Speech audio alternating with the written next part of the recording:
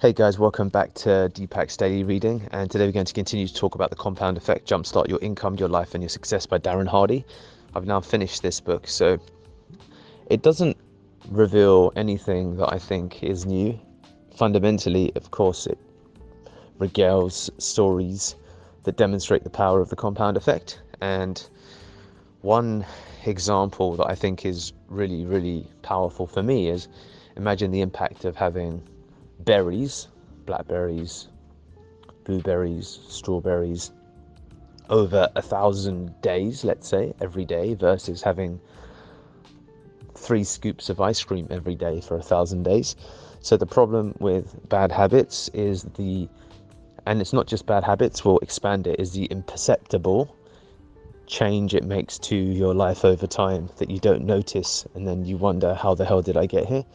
So that's the impact of it. So one good example in my mind that's clearly there is ordering takeaway on Deliveroo.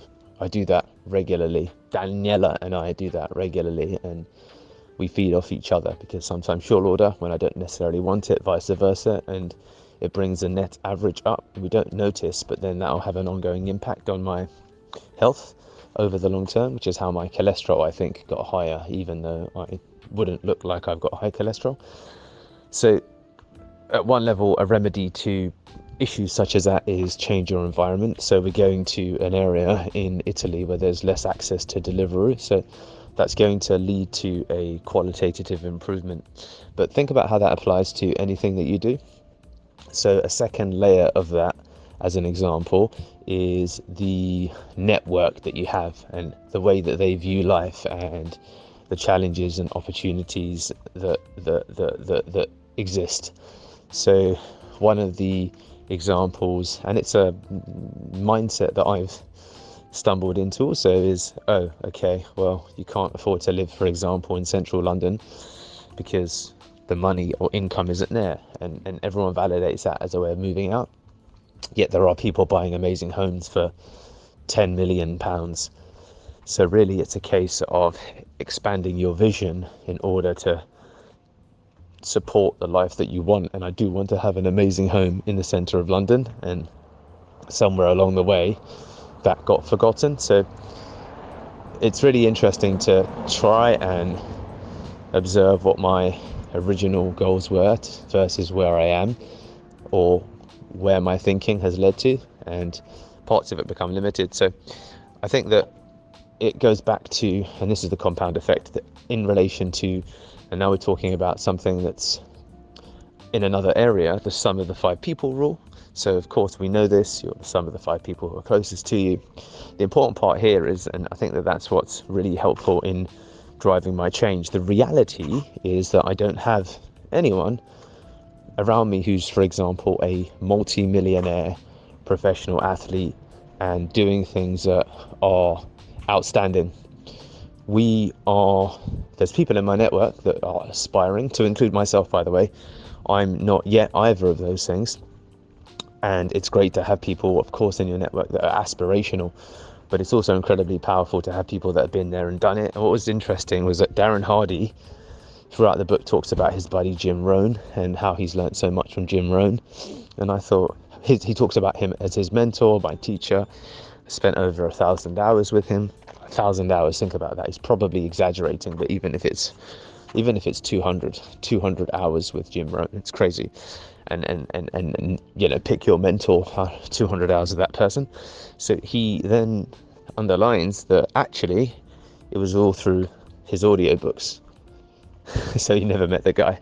So for me, that was a really, really incredible insight, and it, at least at one level, makes me happier that I'm now spending 2 hours every morning listening to people that are in different areas more successful than myself. So that's, I guess, in terms of the sum of the 5 people that are closest to me, this would now, in theory, I think from a time-based perspective, be number 1. I believe. So yeah, it's just interesting to think about that. And the example they give is, imagine someone walking next to you, and this is ironic because Daniela, when we go out for a walk, walks paces much more quickly than me, and I have to ask her to bloody slow down. So that's analogous to life, actually, because we of course assimilate, and the net average is slower for her and higher for me, but in that context I slow her down, and then she needs to wait for me. She's a very fast walker, and that's, to be honest with you, great, but it also then applies to how you think about your network.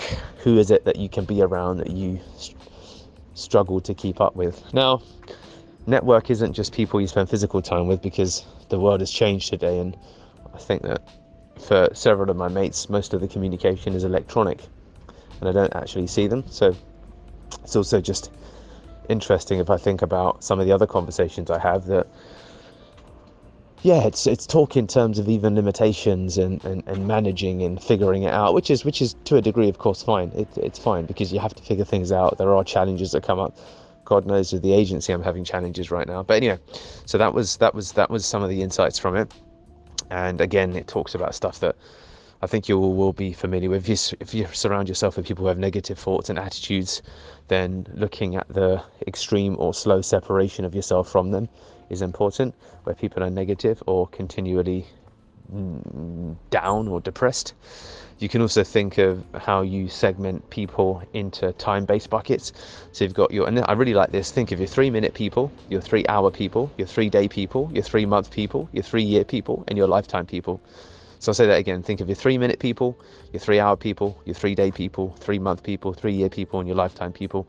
And just instinctually, and it depends, of course, because it will tell you where you're at. Think about the people that are around you and who could you see yourself spending those different periods of time with, and it's quite a useful indicator, to be honest with you.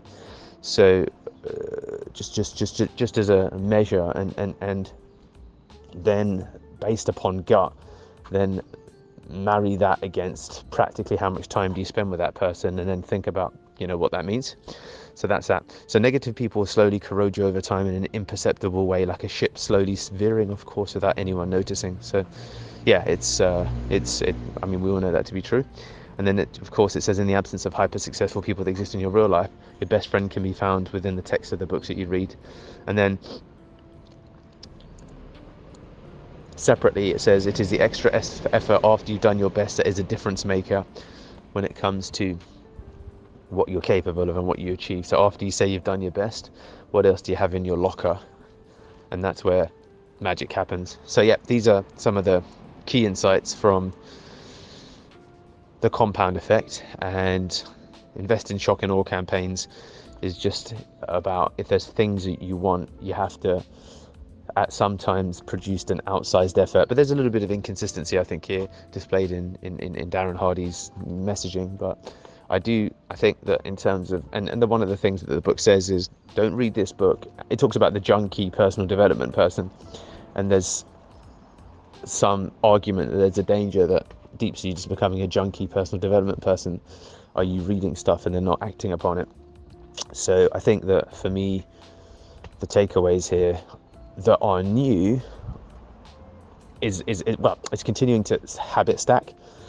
So this has been the first ever month that I've hit 60 hours on Audible, which is great. But really, what does that give me? What does that mean? It's great, but it's an arbitrary metric. There is a question of how do I correlate that with my emotional, personal, financial success? So I think that bears some deeper thinking. I'm doing what feels good, but am I doing what's right? So it's just raised that thought into my mind. Although with all of that being said, it does provide a huge source of inspiration and practical ideas from. Anyway, I think it's normal to question the work that you're doing sometimes. But yeah, great. Some really good insights, and I think that that's it. Hey guys, it's Deepak Shukla here. I am huge on listening to books on Audible. So if you're interested in getting all of the insights as I discover them through the course of all the books I read, please do comment, like, and of course subscribe so that you get notified every time we release a video. Thank you so much, and I hope to hear from you soon.